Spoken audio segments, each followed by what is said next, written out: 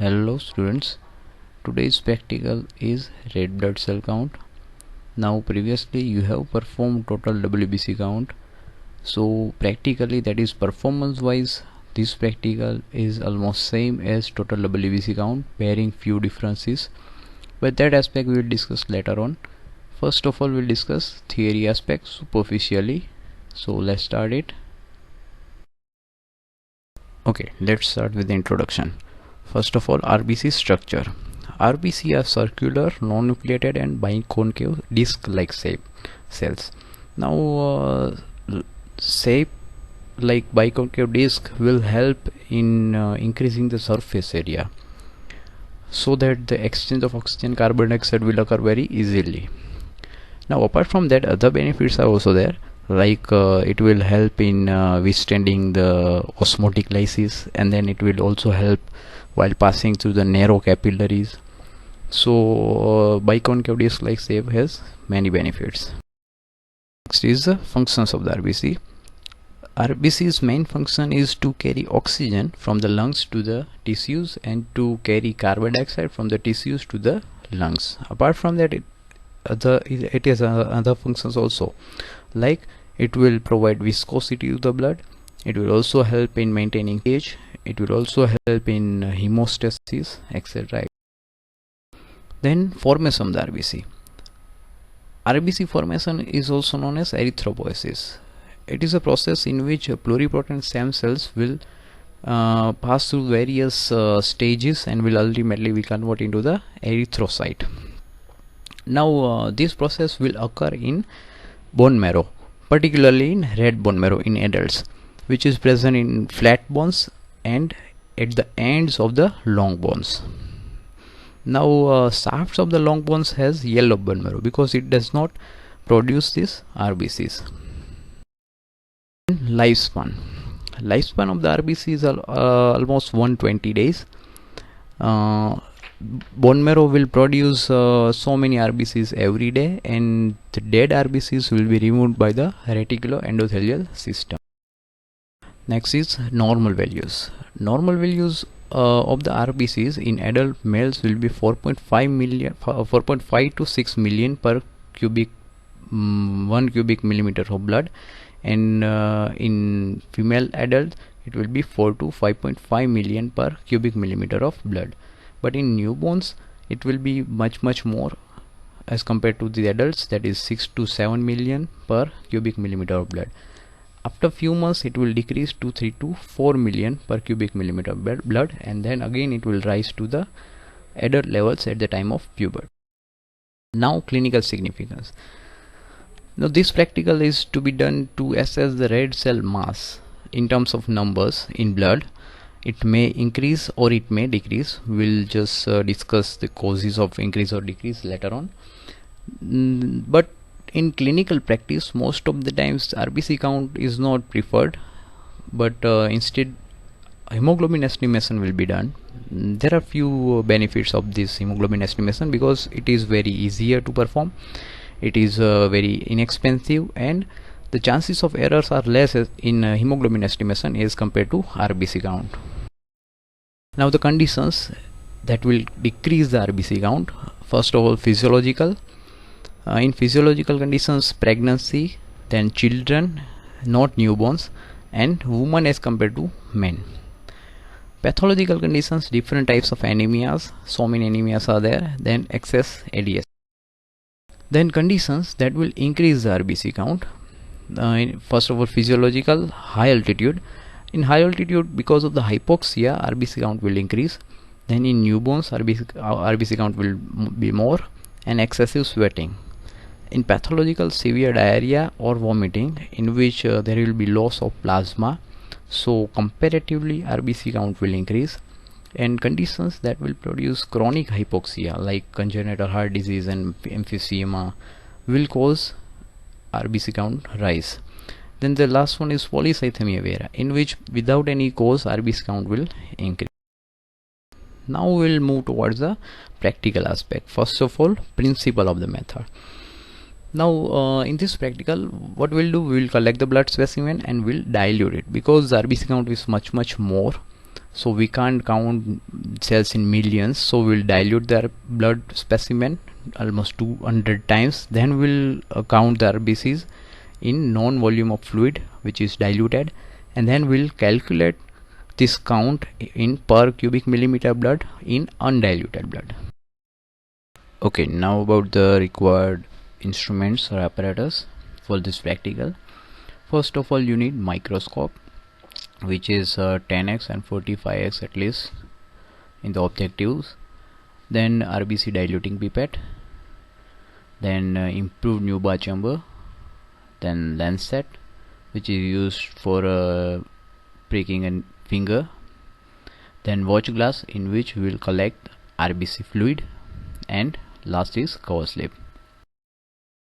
Okay, now RBC diluting fluid, which is also known as Haems fluid. Composition of the Haems fluid is sodium chloride, sodium sulfate, mercury chloride and distilled water. Now the functions of each of these constituent.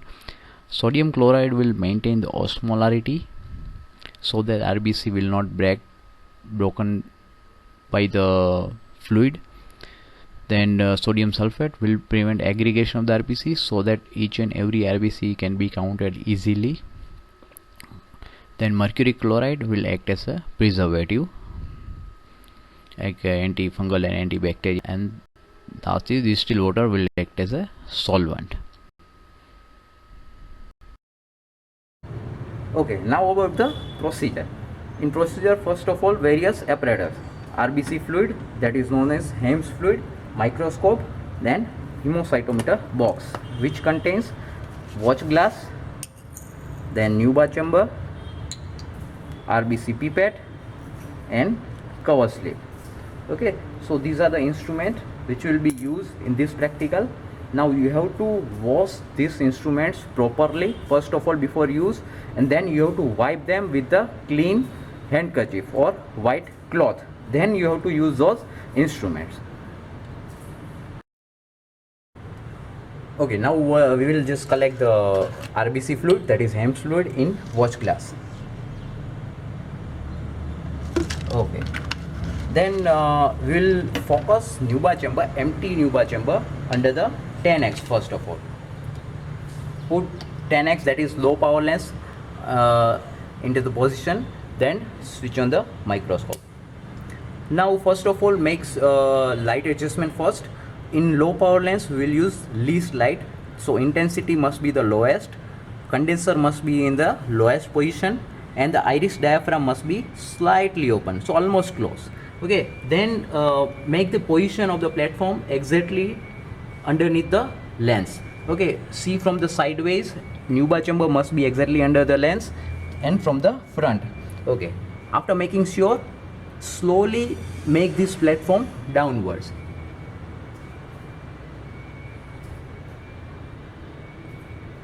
Okay, now focus the central square exactly under the lens and change the objective lens from the 10x to 45x.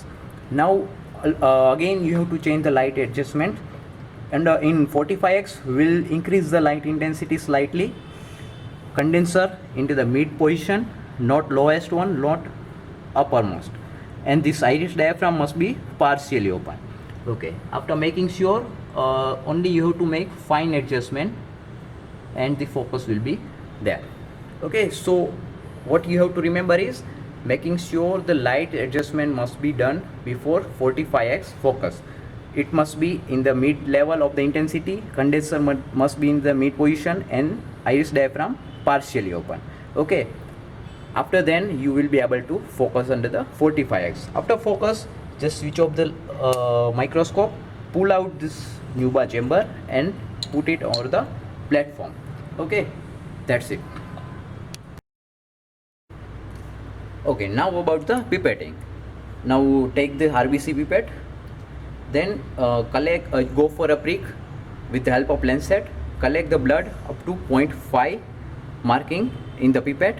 After collecting the blood up to 0.5, wipe out the tip of the pipette with your finger, not with the help of handkerchief or cotton. Use your fingers for the wiping the tip of this pipette. After collecting blood, immediately collect the RBC fluid. Okay, Now you have to collect the RBC fluid like this and make this pipette vertical while collecting, so that this bubble will come out of the upper end.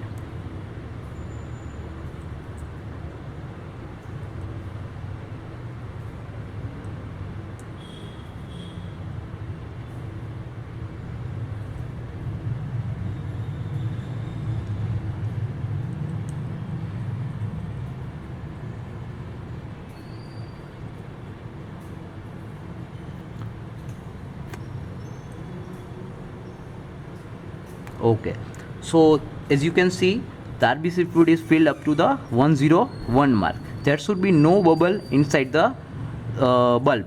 Okay, so make sure for that you have to make this pipette vertical. After collecting the RBC fluid, make this pipette horizontal, because it is pipette, it is open at both the ends, from the upper end or lower end. So you have to make sure that this pipette should remain horizontal position. And you have to mix it for 1 to 2 minutes. While mixing, you can mix either by blocking these two ends like this, or you can mix it while putting in horizontal position between two palms like this one. Okay, so either of these two methods you can use either one. Okay, so like this you have to mix for 1.5 to 2 minutes. After mixing, put this pipette over the platform in horizontal position. Okay, it should not be inclined towards the one end, otherwise this fluid will leak out of the one end. That's it. Okay, now we will charge the Nuba chamber. First of all, put this cover slip over the Nuba chamber. Now make sure the outer edge of the cover slip must be slightly inside the outer edge of the Nuba chamber.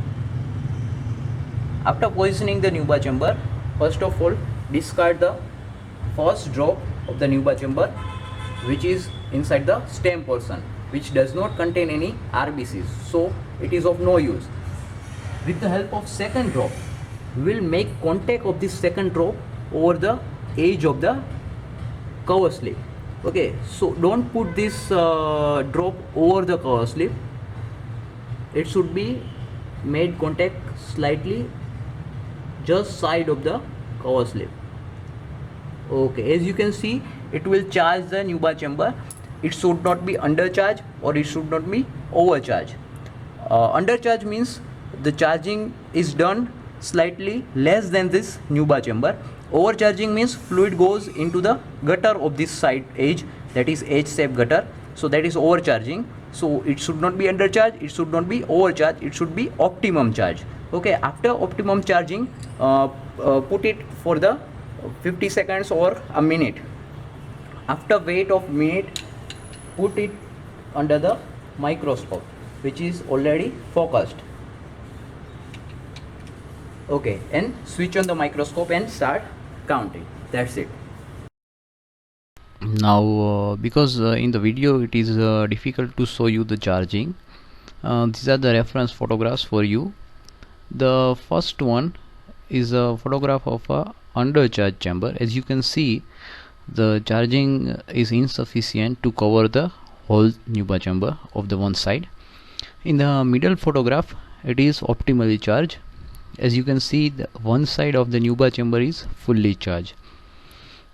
And in the third photograph, as you can see, the fluid is all flowing out of this right side of the Nuba chamber to the left side and in the central depressed area or gutter. Okay, so the right one figure is of overcharge, left one is a undercharge, and the middle one is a optimally charged. So it should be optimally charged.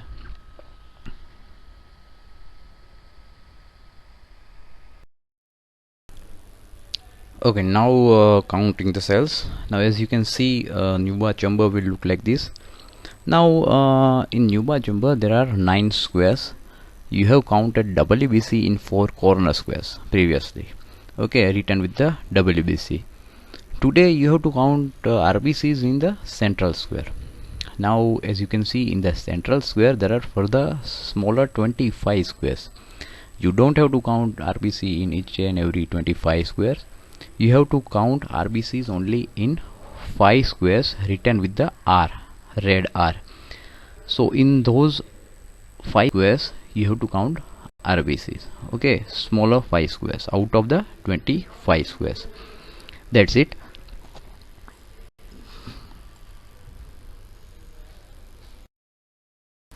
Now the smaller square which will look like this.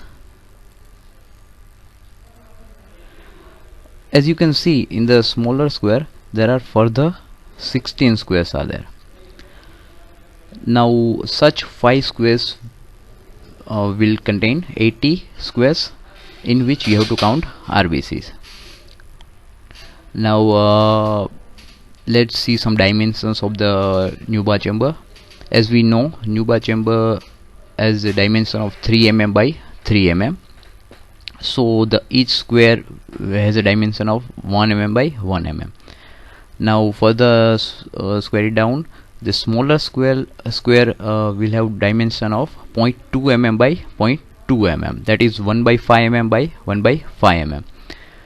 Now that will be length and width, and depth will be the space between the cover slip and Newbar chamber. As you can see in the marker, this space will be 0.1 mm, that is 1 by 10 mm. So that will be the depth. So this dimension will be considered when we will calculate the volume of each square. Okay, so length, width and depth. Depth is a space between the cover slip and Newbar chamber. Okay, so that is all about the dimension. As you can see, this is the smallest square of the 16 square. While counting, you have to follow some rules. Now as you can see, RBC will look like this, transparent bag like structures. Okay, there will be no color to the RBC because we have not used stain. So RBC will look like this. Now you have to count those RBCs. Now you have to follow the rules, same rules that you have followed in WBC count. So again I will revise it. Now as you can see, these are the RBCs. Now the RBCs which are fully inside the square, you have to count them definitely. So these 6 squares, 6 RBCs will be counted. Now apart from that, the RBCs which are over the sides of the square, that is over the borders, all of them you don't have to count. You have to count only over the left side and lower side. So these 4 RBC will be counted, but upper side and right side you have to ignore. So these 2 RBC, red colored RBC, will be ignored. Okay, so will not be counted. Now some RBC will be over the corners, like the 4 remaining RBCs. Now out of these 4 you have to count only left lower corner one. So the single RBC will be counted out of these 4, and the other 3 will not be counted. Okay, so now collectively the green ones will be counted and the red ones will not be counted. Okay, so these are the rules that you have to follow while counting the RBCs. Okay, so these are the same rules that you have followed in WBC count as well. So here you have to follow the same rules. Okay, so that is all about the some rules, tricks about the counting the RBCs. Now after you have counted the RBC, we have to do some calculations, because what we have counted will be in the diluted fluid. So now the calculation portion that we have done already in WBC count as well. So here also we will do the calculation. In calculation there are 3 steps. First step will be the calculation of the volume. First of all, calculation of the volume of one square, that is length, width and depth. As we have discussed earlier, the length and width will be 1 by 5 mm by 1 by 5 mm for the single square, and the depth will be the 1 by 10 mm. So collectively volume of one square will be 1 by 250 mm cube. So volume of 5 squares in which we are counting the RBCs will be 1 by 50 mm cube. Second step will be the calculation of the dilution factor. Now we have collected the blood up to 0.5 unit and we have diluted up to 101 unit. but as you can see, the part of the fluid in the stem portion, that is one part, will not take part in the dilution. So the final dilution will be 100 parts. So 0.5 part in 100, so 1 part in 200. So the final dilution factor will be 200. So we have to multiply the figure with the 200. Now the last step, that is step 3, total RBC count. Now we have counted the RBCs in 5 squares, but we have to make a unit of 1 mm cube. So we have to convert 1 by 50 mm cube into 1 mm cube. Now we have counted, suppose, n cells in 5 squares. So n squares in 1 by 50 mm cube, so how many cells in 1 mm cube? That's it. And we have to multiply it with the 200, that is dilution factor. So the ultimate calculation will be n into dilution factor upon the volume of 5 squares. So ultimately n multiplied by 10,000 cells per mm of cube, where the n is total numbers of cells counted in 5 squares. Okay, so that is your final calculation. Okay, now about the last part, and that is disadvantages or sources of errors which are present in this method. As we have discussed earlier, RBC count is not preferred nowadays in clinical practice because of the errors which are present in this method. But now automated methods are available, so this method is almost obsolete.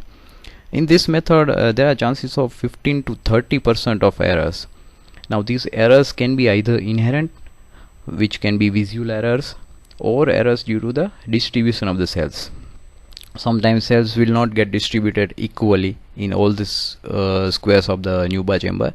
So in some squares you will count more cells, while in some squares there will be a lesser distribution of the cells. So because of that some errors may occur. So those are inherent errors in this method, but some errors may be due to the human errors. So one is dilution error. Some may not dilute fully up to 101, so dilution may not occur up to the mark, so because of that count may increase. Then the pipetting error, blood which should be taken up to 0.5 may not be taken up to 0.5 or increase or decrease. Then chamber error, sometimes some chambers are duplicate one, so those may cause problems. Then charging error, charging must be optimum, not overcharging or undercharging must be done, so that may cause error. Then counting errors, as I have told you, you have to follow the rules of L, left and lower, so those rules may not be followed, so that may cause counting error. And then finally calculation error. So these are the some errors which may occur in this manual method. Okay, so that's why this manual method is not preferable in clinical practice. Okay, so that's it about the RBC count. Thank you.